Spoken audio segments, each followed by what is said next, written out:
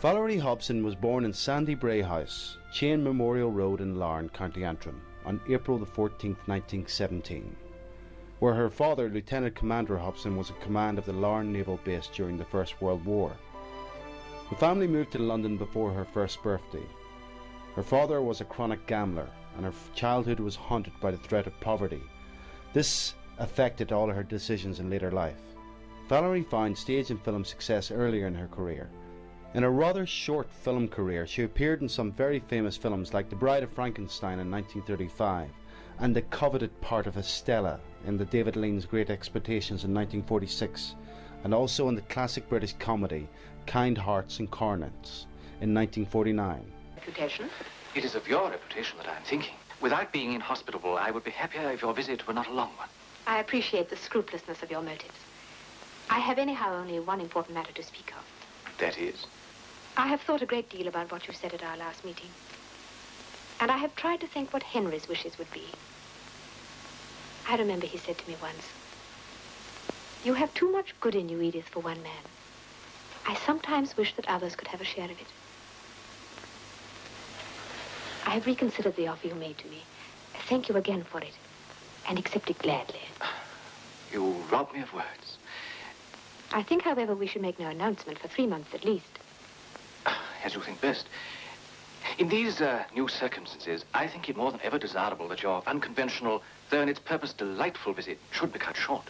If your attention as a husband is the equal of your consideration as a friend, I should have made a most fortunate decision. By 1953, Hobson had already announced her retirement, but was persuaded to play Anna, the Gertrude Lawrence role in The King and I. She got rave reviews, and when the Drury Lane musical production ended, she said that she didn't think her career could top this, and she wouldn't try.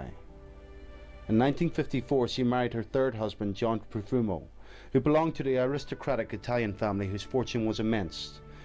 Aged 25, he became the youngest MP in the House, and in 1962 became the Minister of State for War.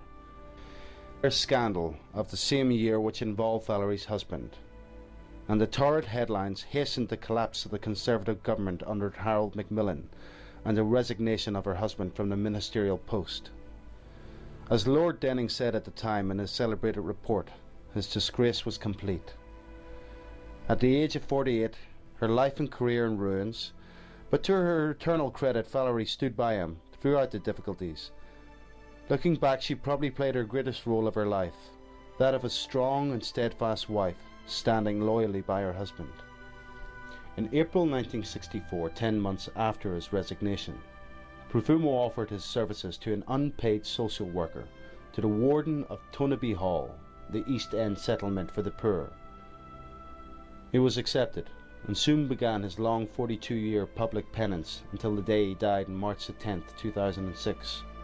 For the later years of her life, Valerie suffered from a series of heart conditions. In 1998, against medical advice, she stopped taking her medication. It was tantamount to committing suicide, and soon afterwards she collapsed from her heart attack on the steps of her house and died in hospital on November the 13th. She was aged 81.